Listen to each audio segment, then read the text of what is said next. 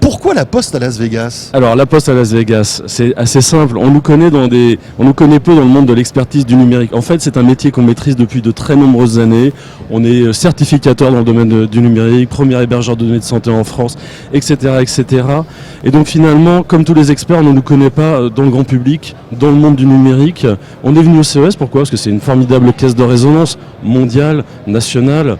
Et donc pour le coup, on va se faire connaître sous cette belle facette qu'est le numérique. Mais alors pour proposer quoi concrètement, qu'avez-vous dans vos cartons ? Alors on est venu présenter une innovation majeure, le hub numérique de la Poste. Alors c'est quoi ? Des milliards d'applications, d'objets connectés en 2020, on en voit beaucoup autour de nous, hein. Le salon en est rempli.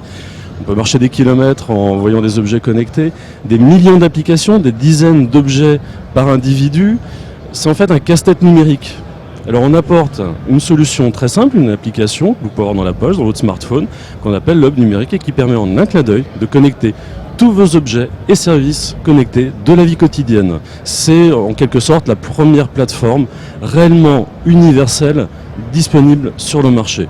Pour qu'on comprenne bien, c'est vrai qu'aujourd'hui on commence à avoir de plus en plus d'objets connectés à la maison. Ça peut aller de la station Météonet Atmo, ça peut aller du bracelet Jawbone. Il y a des systèmes de surveillance aujourd'hui très évolués. Ce qu'on appelait avant la domotique, hein, voilà. Les volets roulants, la domotique, les oui. poignées de porte, etc. Alors maintenant c'est la smart home, c'est plus sympa. Oui, c'est mieux. Maison connectée. Et donc vous voulez en fait regrouper tout ça au sein d'une même application ? C'est en quelque sorte ça, voilà, tout à fait. On a créé un poste de pilotage. C'est un poste de pilotage qui vous permet de, là où vous auriez le matin une application pour ouvrir vos volets, une autre pour gérer votre système de chauffage, encore une autre pour ouvrir votre alarme, encore une autre pour connecter votre bracelet connecté, etc., etc. C'est ce que j'appelle le casse-tête numérique. On vous propose une application, quand vous l'ouvrez, l'application de la Poste, vous avez accès à l'ensemble de ces services et l'ensemble de ces données, pas toutes, bien évidemment. Si vous avez besoin d'accéder à un service très pointu, vous retournez dans l'application de départ, mais sinon, vous avez votre tableau de bord de votre vie quotidienne. Donc c'est du logiciel ? C'est du logiciel, qui s'interconnecte avec ces objets qui, eux, sont connectés. Moi qui pensais que vous alliez sortir une boîte aux lettres connectée, des choses comme ça. On croyait ça, nous. Mais ça viendra, ça viendra naturellement. Ouais. Le temps, évidemment, 80 milliards d'objets, vous croyez qu'on va y échapper ?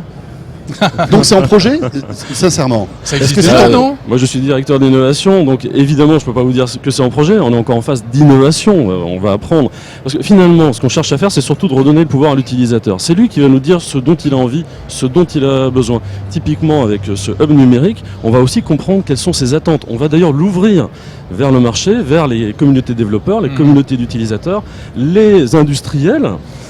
Comme Netatmo, les startups et finalement c'est cet environnement, cette communauté d'utilisateurs qui va nous dire voilà les services dont on a besoin, on veut redonner le pouvoir à l'utilisateur et ne pas être dans une vision centrée sur la technologie uniquement. Mais juste encore un petit mot, parce que pour être sûr d'avoir bien compris, David de Amorin, ça veut dire qu'au lieu de télécharger l'application Netatmo, l'application WeThings, l'application que sais-je, on télécharge une seule application proposée par la Poste qui va remplacer tout ça, c'est ça l'idée ? Non, bien sûr que non. Ah bon. Voilà, vous allez télécharger l'application. Vous allez fâcher. Je pensais que Raphaël allait partir comme ça. Mais non, par contre, pour vos usages quotidiens, votre vie quotidienne, je vais vous prendre un exemple, c'est plus simple. Vous partez le matin, vous activez votre système d'alarme. Vous n'avez pas envie de vous connecter sur votre système de chauffage pour baisser la température et ensuite un autre pour baisser vos volets. Grâce au hub numérique, on peut combiner, créer de l'intelligence grâce au cloud, c'est la magie du cloud, pour finalement, quand vous allez appuyer sur le bouton de l'activation de l'alarme, avec cette intelligence, on va activer pour vous votre système de chauffage, vous allez réduire la température et faire des économies. Très bien. Mais est-ce que c'est le job de la Poste de faire ça ? Parce que ça existe déjà, ça va sans doute exister. Il y a des sociétés spécialisées là-dedans qui vont le faire. Est-ce que c'était à la Poste de le faire ? Bien sûr, pourquoi ? Parce que la Poste vend des téléphones maintenant. Non, mais nous on est une entreprise du numérique. C'est bien ce qu'on vient présenter ici au CES de Las Vegas. Encore une fois, on ne nous connaît pas assez sur cette facette. On vient de créer une... l'image de la file d'attente interminable, au on guichet, etc. On avait fait beaucoup de choses. Oui, sincèrement, pour avoir expérimenté, ça va plus vite. Franchement, vous avez fait de gros efforts là-dessus. Tous les efforts qu'on a fait qui sont en plus visibles, donc soyez crédibles. Je suis d'accord. Non, mais pour le coup, effectivement, on est clairement un acteur qui a décidé d'être dans le numérique. C'est une orientation stratégique forte. Bon, donc c'est pour ça qu'on est au CES et c'est pour ça qu'on se lance sur cette activité. Pourquoi ? Parce qu'il faut un acteur neutre. On pense que pour fédérer tous ces acteurs, il faut un acteur neutre. Et ça, nous sommes un acteur neutre historiquement. Deuxième chose, il faut de la confiance. les données, quand vous avez un cardiomètre, vous n'avez pas forcément envie qu'elles soient stockées n'importe où. Nous sommes premier hébergeur de données de santé, ce qui est un des niveaux les plus contraignants. Donc on apporte aussi la confiance. C'est peut-être là où vous êtes surtout légitime, c'est dans le contact avec la population et dans la confiance.